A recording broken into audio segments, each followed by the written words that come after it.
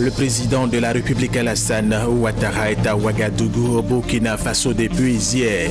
Il prend part ce lundi à la célébration du 20e anniversaire de l'UEMOA.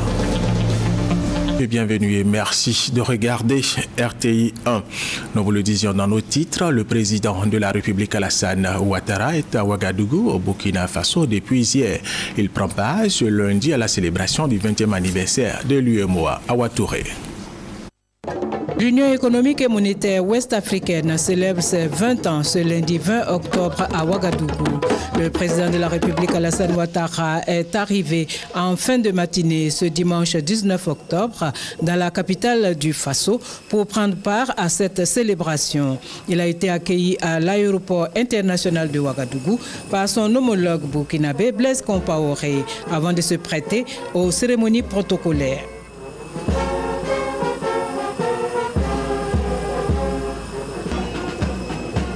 Également à l'accueil, la commission de l'UEMOA, conduite par son président, Cheikh Agibou Soumaré. Les ambassadeurs accrédités au Burkina Faso et la communauté ivoirienne du Faso. Le chef de l'État s'est dit heureux de participer au 20e anniversaire de l'UEMOA. Anniversaire qui, selon le président burkinabé, Blaise Compaoré, évoque des souvenirs. 20 ans, c'est pour nous le souvenir aussi de la dévaluation. Car il faut se souvenir que c'est en même temps que l'acte de dévaluation a été posé, que cette union avait été créée, justement parce qu'il n'était plus dans l'intérêt de nos États d'avoir une monnaie commune sans une intégration économique forte. Car seule une économie forte peut soutenir une monnaie. Le président de la République Alassane Ouattara a pour sa part indiqué que l'Union économique et monétaire ouest-africaine est un modèle d'intégration. C'est un modèle d'intégration et nous considérons que ça a été un pas important il y a 20 ans de passer de l'Union monétaire simplement à l'Union économique et monétaire. Et pour nous pensons qu'il faut maintenant commencer à réfléchir à aller plus loin, puisque les États ont fait des progrès importants en ce qui concerne l'adoption des réglementations communes par rapport aux questions économiques. Et bien évidemment, il y a encore un certain nombre de points sur lesquels nous devons travailler. Mais l'objectif doit être d'élargir notre union et aussi d'aller plus loin en ce qui concerne l'intégration. Ceci est important pour la sous-région. Notre union a près de 110 millions d'habitants. C'est bon, mais ce n'est pas assez, à mon sens. Et maintenant, dans le monde, ce sont les grands ensembles qui ont de l'influence. Et notre vœu serait que, donc, avec cette commémoration,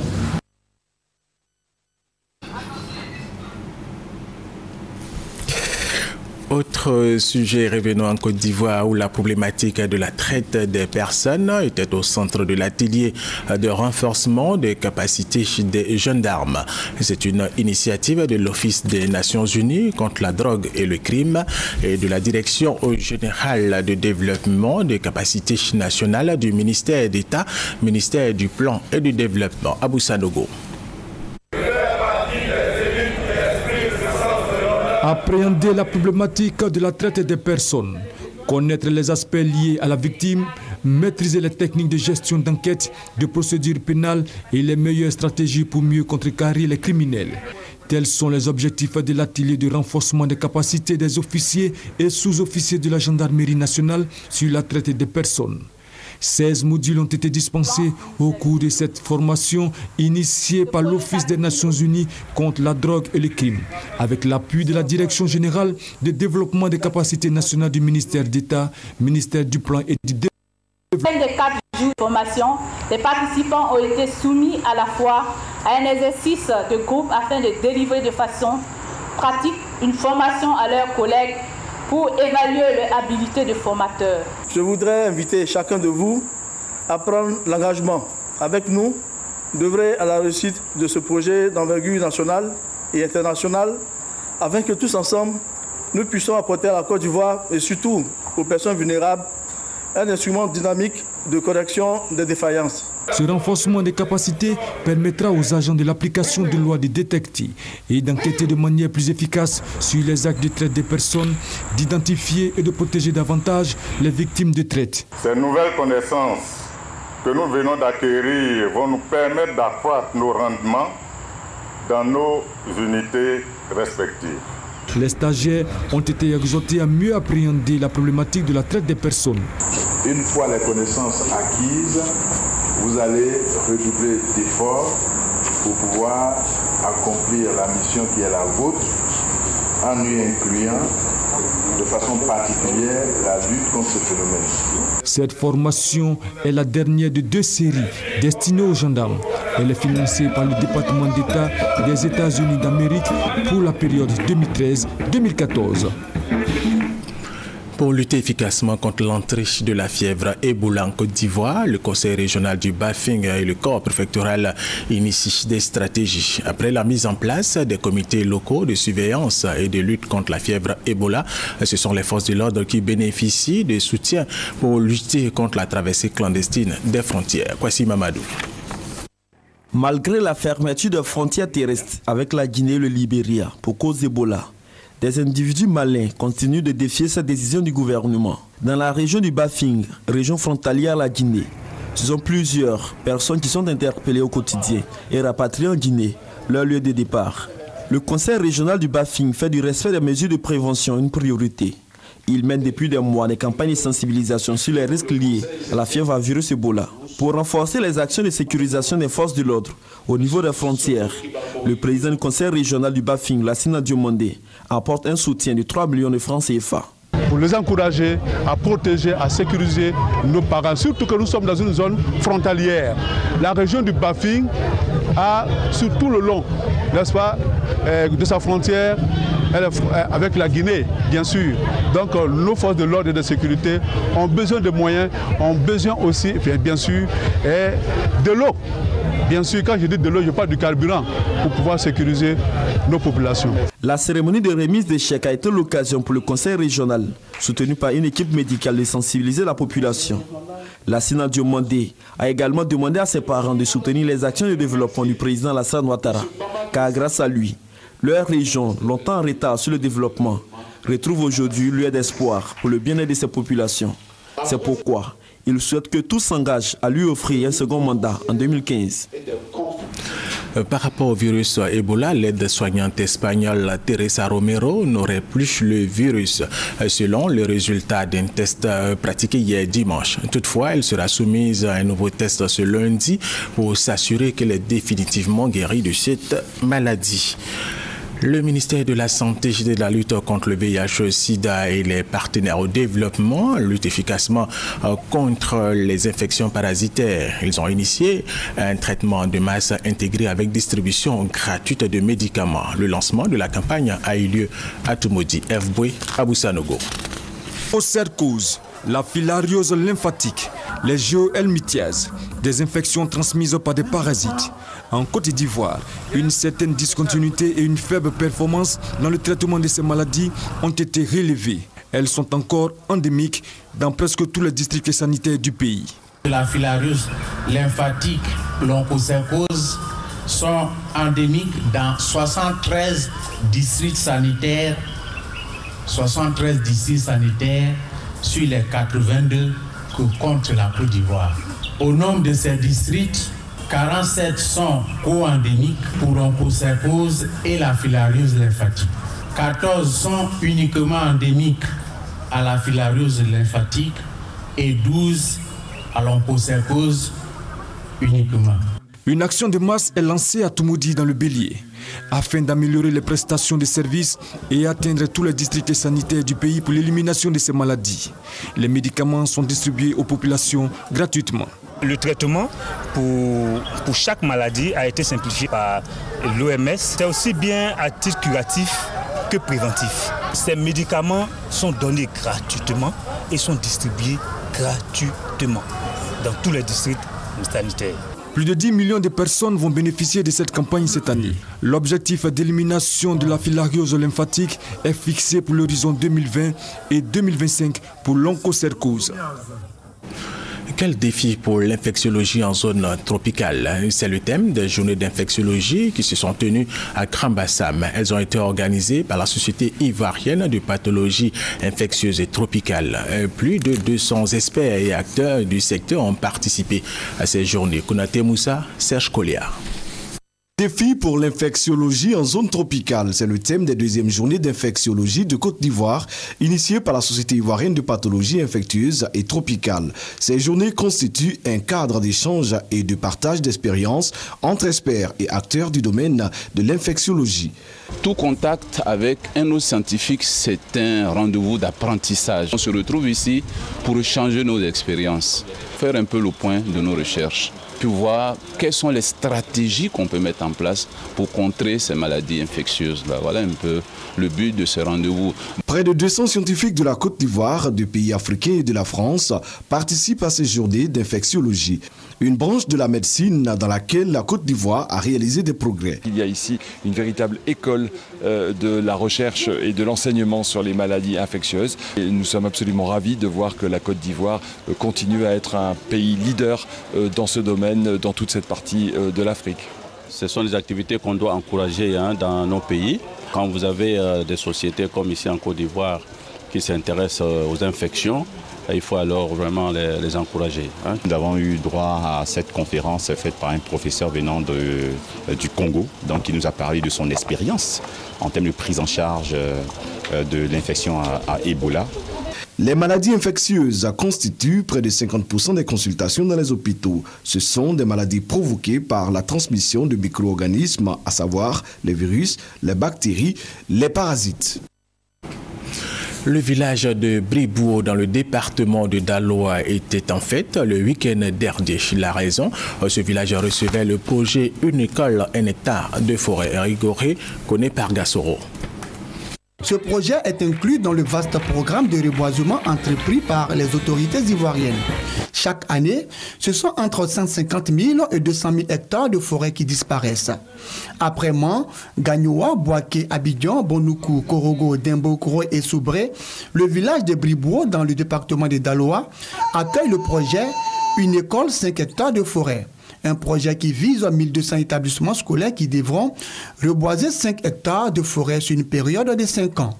C'est une façon pour nous d'inculquer le savoir-faire aux enfants, parce que nous savons que les enfants sont la pépinière de la Côte d'Ivoire et déjà à leur bas âge, leur inculquer ces notions, c'est gérer durablement la forêt. Le représentant du ministre de l'Éducation nationale et de l'enseignement technique a dit l'intérêt du ministère d'être associé à ce projet. Le ministre des Eaux et Forêts, Babo Daré, tout en se réjouissant de l'implication du ministère de l'Éducation nationale et de l'enseignement technique, entend poursuivre la sensibilisation contre la déforestation. La forêt est détruite par la faute de l'homme uniquement. Il n'y a pas d'autre raison.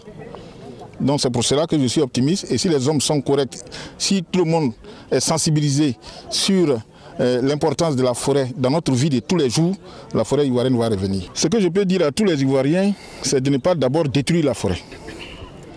De ne même pas couper l'arbre qui est chez eux à la maison, sans raison fondamentale. À ce jour, plus de 60 établissements scolaires ont réussi à reboiser 112 hectares de forêt.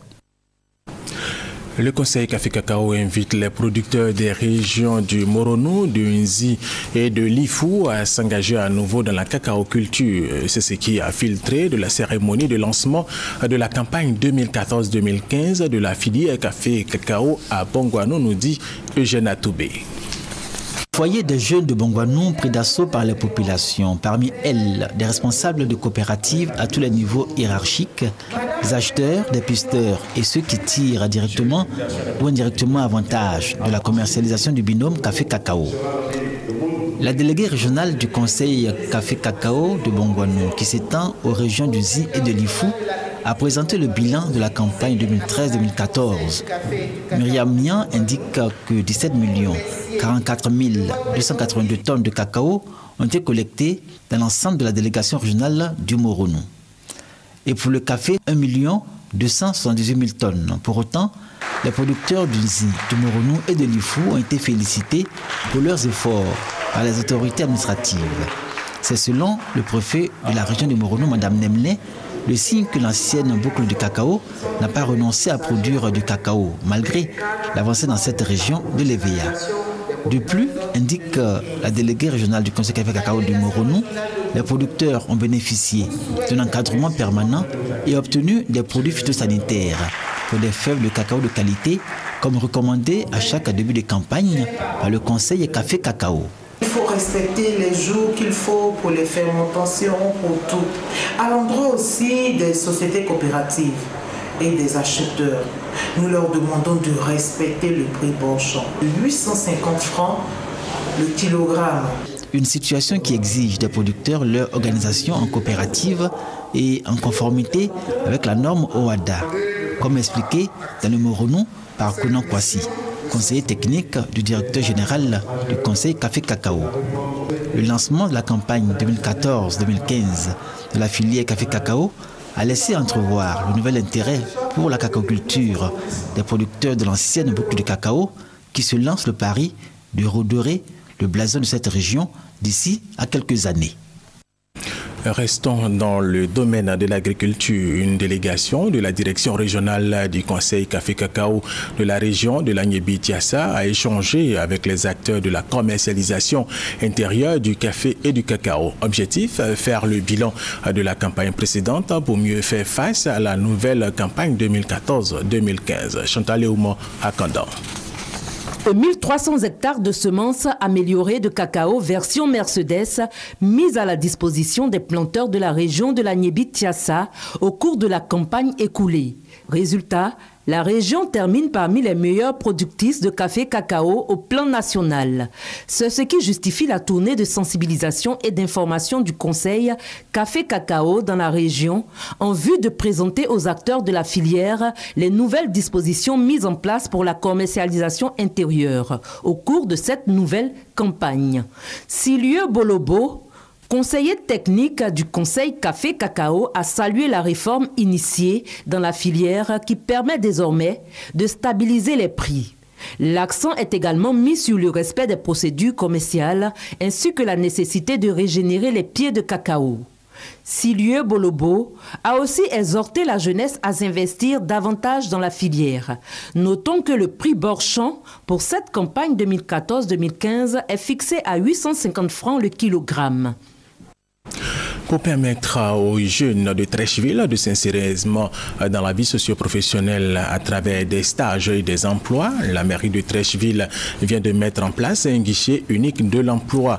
Elle est soutenue par le ministère d'État, ministère de l'Emploi, de la formation professionnelle et des affaires sociales. Kwasi Mamadou nous parle de ce guichet unique. En Côte d'Ivoire, plus de 9% de la jeunesse en quête d'emploi. Plusieurs initiatives sont en cours pour juguler cette question du chômage. Pour accompagner ces initiatives et surtout trouver une solution à la question de l'emploi des jeunes et sa commune, la mairie de Treichville met en place un guichet communal pour l'emploi. Ce mécanisme permettra la formation des promoteurs, le renforcement des capacités de production et de vente des PME et PMI. Le maire Albert François Michel et son conseil municipal veulent enregistrer les jeunes diplômés afin de les mettre à disposition des entreprises. Le guichet communal de l'emploi de Treichville va permettre également la création d'activités génératrices de revenus et de stages pour les jeunes diplômés. Nous avons créé et mis en place ce guichet communal de l'emploi afin que nos jeunes qui sont sans emploi viennent se faire identifier, viennent faire connaître leurs qualifications. Et nous, avec les opérateurs économiques locaux, nous allons voir ensemble ce qui peut être fait. Et donc nous n'attendons que les jeunes qui viennent s'inscrire. Une des délégations du conseil municipal sillonneront la commune pour faire connaître ce projet afin qu'il soit partagé par le plus grand nombre de jeunes et que ces jeunes puissent trouver une réponse à leurs préoccupations. L'initiative de la mairie de Treichville est soutenue par le ministère d'État, ministère de l'Emploi, des Affaires sociales et de la formation professionnelle, ainsi que par plusieurs partenaires au développement. Cette rencontre permettra également de définir un chronogramme de réalisation des projets, des initiatives qui vont contribuer au bien-être de la population de Treichville. Le prix Charles Peumont de l'excellence célèbre chaque année les meilleurs élèves du département d'Atiéguagro. L'édition 2014 placée sous le signe de l'excellence au service de l'émergence a récompensé une centaine d'élèves. C'était en présence de Serge Colléa. Désormais, une tradition à Teguacro, les meilleurs élèves des établissements scolaires du primaire et du secondaire, les enseignants, le personnel administratif, ont été récompensés du prix Charles Pémont de l'excellence. Pour sa 10e édition, le prix Charles Pémont, autour du thème « L'excellence au service de l'émergence », a distingué une centaine de lauréats, au nombre desquels des acteurs de la vie publique, notamment le doyen Kounambo Soubertin, un notable acteur de paix et de cohésion. L'initiateur du prix s'appelle Charles Pémont, il est écrivain et éditeur. Pour lui, le prix Charles Pémont de l'excellence s'inscrit dans la vision des Nations Unies en matière d'éducation, c'est-à-dire des enseignants de qualité pour une éducation de qualité. En plus des meilleurs élèves et enseignants chaque année, le prix Charles Pémont distingue aussi les citoyens de la région qui ont montré leurs aptitudes à agir pour le développement et le progrès. Pour Juliette Kounan, préfet d'Ateguacro, ce prix doit s'étendre à l'ensemble des 29 villages du département. Le ministre de la Culture, Maurice Kwaku Bandama, était le parrain de la cérémonie. Pour lui, il n'y a pas de plus noble combat que de s'investir dans l'éducation et la formation des jeunes. Le ministre de la Culture et de la Francophonie a demandé à la chefferie traditionnelle de mettre à la disposition de son ministère un hectare de terrain en vue d'y faire construire un centre de lecture intégré baptisé la bibliothèque Koba Kwame Alfred d'Ateguacro. Nous vous le disions dans nos titres, le Sans-Vie, un royaume du groupe Akan de 1701 à 1901, une thèse soutenue à la Sorbonne et qui a valu la mention honorable au professeur Henriette Dagri Diabaté. Aujourd'hui, le professeur Henriette Dagri Diabaté, reconnaissante envers ce peuple, est allé lui restituer les travaux de ses recherches. Sidonie Davila. Après avoir parcouru villes, villages, campements et hameaux en quête d'informations sur le peuple Akan pendant 13 années, le professeur Henriette Dagri Diabaté a pu reconstituer l'histoire du peuple Sans-Vie situé dans la région du Sud Komoui. Le Sans-Vie, un royaume Akan 1701-1909, est l'intitulé de son ouvrage présenté sous 2 volumes.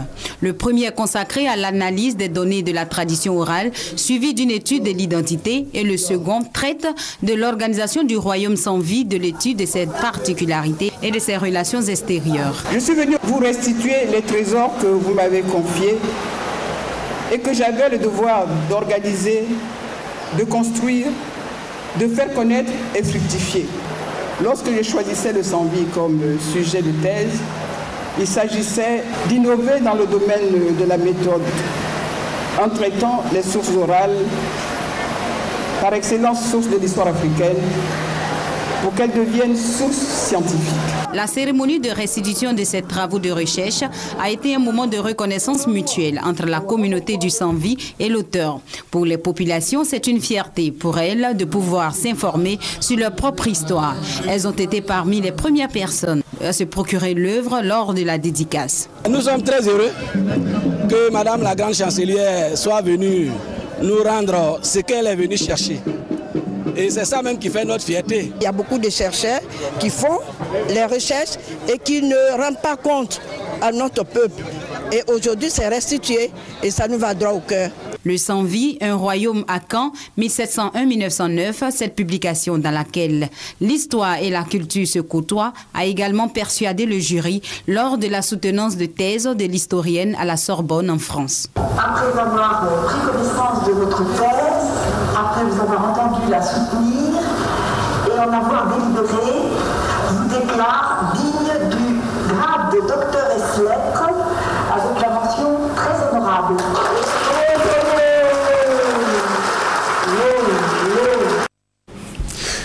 Le président Félix Houphouët-Boigny, s'il était vivant, il aurait 109 ans samedi dernier. C'était la date anniversaire de sa naissance. La chorale Sainte-Marie de la basilique Notre-Dame de la Paix de Yamoussoukro, son village natal, a organisé une cérémonie commémorant cette date. Kwadjo Kwame, RTI Boaké. L'auditorium du lycée Mamiadjoua de Yamoussoukro, transformé en temple pour la prière et l'élévation spirituelle, c'est pour célébrer et magnifier Dieu. En ce jour anniversaire de la naissance de l'homme d'État bâtisseur de la Côte d'Ivoire moderne, Feu Félix Houphouët-Boigny, et un concert religieux. La présidente de la chorale organisatrice a donc invité les Ivoiriens à atténuer les passions pour la reconstruction de la cohésion sociale. Successivement, les chorales Sema, Zikri Samake, chorale musulmane, Sainte Monique, Sainte Marie de la basilique Notre-Dame de la Paix et des chantres ont chanté et prié afin que la lumière de Dieu illumine les cœurs. Pour le parrain de la cérémonie, il est utile et nécessaire de cultiver les valeurs de vie, enseignées par Feu Félix Houphouët-Boigny à ce tournant décisif de l'existence de la Côte d'Ivoire. Quand ce jour anniversaire de ce père fondateur, de ce père que nous regrettons tous, on fait une cérémonie de ce genre, cela va pouvoir contribuer à ramener la paix dans les cœurs, la paix dans les esprits et la paix en Côte d'Ivoire. Le premier président aurait eu 109 ans s'il était en vie.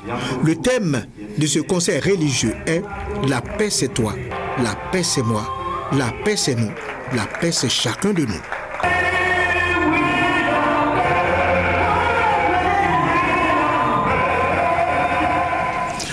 Parlons maintenant des chrétiens de l'église des 12 apôtres de Beaunois qui célèbrent chaque année la fête de la croix.